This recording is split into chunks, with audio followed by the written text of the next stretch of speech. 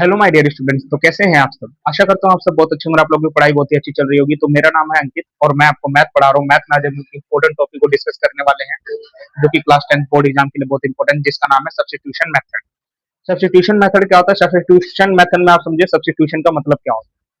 Substitution का मतलब है कि किसी चीज को सब्स्टिट्यूट करना, यानी किसी एक की वैल्यू को दूसरी वैल्यू में क्या कर देना है, पुट कर देना। किसी एक की वैल्यू को दूसरी वैल्यू में क्या कर देना है, पुट कर देना है। वही मेरे पास क्या होता है, सब्स्टिट्यूशन होता है। आइए कि क्वेश्चन के माध्यम से समझते हैं। तो मेरे पास एक क्वेश्चन है, मेरे पास दे रखा है x plus y equal to 14 और x minus y equal to 4। क्या क्वेश्चन दे रखा है? x plus y equal to 14 और x minus y equal to 4, ये क्वेश्चन दे रखा है। तो इसको मैं इक्वेशन नंबर 1 मान लेता हूँ, फर्स्ट इक्वेशन को। इसको मैं इक्वेशन नंबर 2 मान लेता हूँ। आप इसमें से क्या करें, इन दो इक्वेशन में से किसी एक की वैल्यू निकाल के, x या y में से किसी की वैल्यू आप निकालकर दूसरी इक्वेशन जो भी होगी उसमें क्या पुट कर देते हैं। तो मैं ये जो सेकंड इक्वेशन है इसमें से x की वैल्यू निकालूंगा, तो क्या आ जाएगी मेरे पास, x minus y equal to 4 दे रखा है। तो यहाँ से x की वैल्यू अगर मैं निकालता हूँ तो 4 एज इट इज, और ये माइनस का y इधर के क्या हो जाएगा, प्लस का y। तो अभी मेरे पास क्या मिल गई, x की वैल्यू मिल गई। जब मुझे यहाँ पे x की वैल्यू मिल गई तो अभी इसी वैल्यू को क्या करूंगा, ये मुझको मैं मान लेता हूँ इक्वेशन नंबर 3। यहाँ मैं लिखता हूँ put equation 3 in equation 1। Put equation 3 in equation 1, यानी थर्ड इक्वेशन को क्या करना है, फर्स्ट इक्वेशन में क्या करना है, पुट करना है। तो ध्यान से देखिए कैसे पुट करेंगे। तो थर्ड इक्वेशन में जो x की वैल्यू, यहाँ पे x की जगह मैं लिखूंगा, मेरे पास इक्वेशन थी x plus y equal to 14। तो मेरे पास जो इक्वेशन है उसको मैं पुट करूंगा x की जगह 4 plus y equal to 14। x की जगह क्या था, 4 प्लस वाई। तो अब यहाँ पे देखिए, अब ये y प्लस वाई क्या हो जाएगा, 2y हो जाएगा, इक्वल टू 14। अब यहाँ पे 2y, यहाँ पे प्लस का 4 है, इधर के क्या हो जाएगा, माइनस का 4।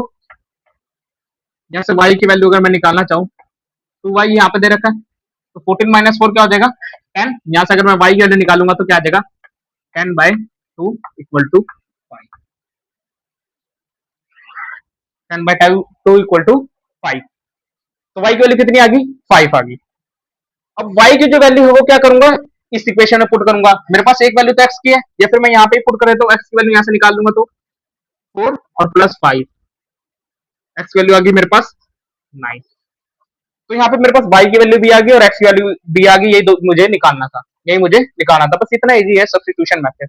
क्या करना है, सब्स्टिट्यूशन का मतलब है किसी एक की वैल्यू निकालकर दूसरे में क्या कर देना, पुट कर देना। वही मेरे पास क्या होगा, सब्स्टिट्यूशन मेथड होगा। तो एक बार आप इसे नोट कर ले अच्छे से। तो यहाँ पे बार मेरे पास एक और इक्वेशन दे रखी है, क्या दे रखी है, √2x plus √3y equal to 0 और √3x माइनस का √8y इक्वल टू 0।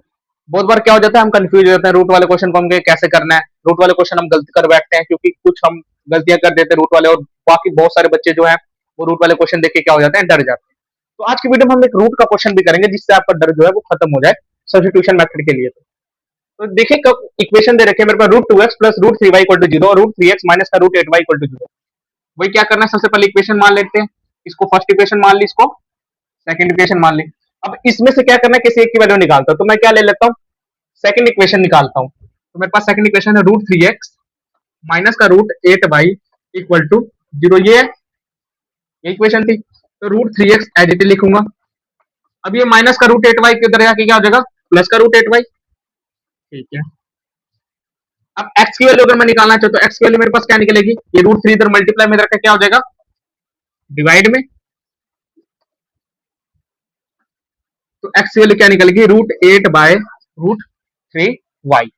इसको मैंने इक्वेशन नंबर क्या मान लिया, थर्ड मान। अब क्या करना है, कुछ नहीं करना। अब इस इक्वेशन को क्या करेंगे, यहाँ पे जाके पुट करेंगे। तो जब इक्वेशन को पुट करूंगा मैं, जब इसमें मेरे पास इक्वेशन थी √2x प्लस का √3y इक्वल टू 0, और यहाँ पे भी हो जाएगा। यहाँ पे x की जगह मैं पुट करूंगा तो यहाँ पे हो जाएगा √2, x की वैल्यू क्या है, √8 में √3, ये मेरे पास x की वैल्यू है, प्लस का √3y इक्वल टू 0 ये चल रहा है। ठीक है, y भी यहाँ पे है, y भी। तो देखिए यहाँ पे √2 है, रूट हमने पढ़ा है कि रूट को रूट से जब भी मल्टीप्लाई कर देते हो तो क्या होता है, रूट कैंसिल हो जाता है। तो रूट 2 को रूट 8 से मल्टीप्लाई करते रूट कैंसिल और 2 8 कितना हो गया 16, यहाँ पे बन गया 16y बाय रूट 3 और यहाँ पे बन गया रूट 3y इक्वल टू 0। नहीं बना? देखो हमने क्या करा, बस यहाँ पे रूट 2 को रूट 8 से मल्टीप्लाई करें, रूट 2 को रूट 8 से मल्टीप्लाई करें, रूट को रूट से मल्टीप्लाई करें, रूट क्या हो जाता है कैंसिल हो जाता है और 2 8 क्या होगा 16 और y एज इट इज और y में रूट 3 और ये इक्वेशन एज इट इज उतार कर लिख दी। यहाँ तो समझ आया, y में 1। ठीक है, अब यहाँ पे क्या लूंगा मैं, रूट 3 को क्या ले लूं, एलसीएम ले लेता हूँ। रूट 3 को क्या ले लूं, एलसीएम ले लेता हूँ। जैसे मैंने रूट 3 को एलसीएम लिया तो रूट 3 से ये तो कैंसिल हो जाएगा, 1 आ जाएगा, 1 को 16 से मल्टीप्लाई करेंगे तो यहाँ पे आ जाएगा 16y एज इट इज। ठीक है, यहाँ तो कोई दिक्कत नहीं है। अब बात आती है यहाँ पे, तो इस केस में क्या हो रहा है, रूट जो 3y है क्या है, रूट 3y और जो मेरा रूट 3 है, जब रूट 3 को 1 से डिवाइड करता हूं तो रूट 3 आया। अब जब रूट 3 को रूट 3y से मल्टीप्लाई करता हूं, क्या करता हूं ध्यान से समझिए, यहाँ पे देखिए रूट 3y है, इसको मैं मल्टीप्लाई करता हूं रूट 3 से। ठीक है, रूट से रूट करा तो कैंसल और 3 3 जा 9 और y आ जाती, क्या आ गया 9y। अब यहाँ पे क्या आ जाएगा मेरे पास 9y equal to 0।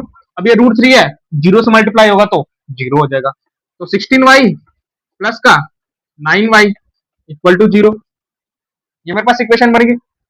16y plus 9y क्या हो गया 25y हो गया, 25y इक्वल टू 0। y की वैल्यू क्या आ जाएगी, ये मल्टीप्लाई में इधर के क्या हो जाएगा डिवाइड में, तो 0y में 25, ये भी क्या आ गया 0, तो y की वैल्यू क्या आ गई, मल्टीप्लाई में था 25, 0 के नीचे आएगा मल्टीप्लाई में तो वो क्या हो जाएगा, 0 के नीचे कुछ भी कोई भी नंबर हो तो वो क्या आता है 0 आता है, तो y की वैल्यू क्या आ गई 0 आ गई। चलिए ठीक है, यहां तक समझ आ गया। अब y की वैल्यू को क्या करूंगा, x में पुट करूंगा, y की वैल्यू को क्या करूंगा पुट करूंगा। तो जब y की वैल्यू को x में पुट करूंगा तो मेरे पास x की इक्वेशन थे रूट 8y बाय में रूट 3, यही थी। y की वैल्यू जब मैं पुट करूंगा तो यहाँ पर हो जाएगा रूट 8 मल्टीप्लाई y की वैल्यू है 0 और डिवाइड में रूट 3। अब 0 को किसी से भी मल्टीप्लाई करते हैं तो क्या आ जाता है 0 आ जाता है, और 0 को किसी से डिवाइड भी करते हैं तो भी क्या आ जाता है 0। तो यहाँ पे x की वैल्यू भी 0 और y की वैल्यू भी, ठीक है, दोनों वैल्यू क्या आ गई 0। तो एक बार इसे जल्दी से नोट कर लो,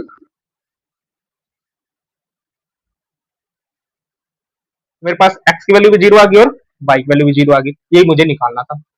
दिस इज सब्स्टिट्यूशन मेथड, बहुत इजी है। तो एक बार आप इसे नोट कर लें, फिर मैं आपको क्वेश्चन दूंगा प्रैक्टिस के लिए।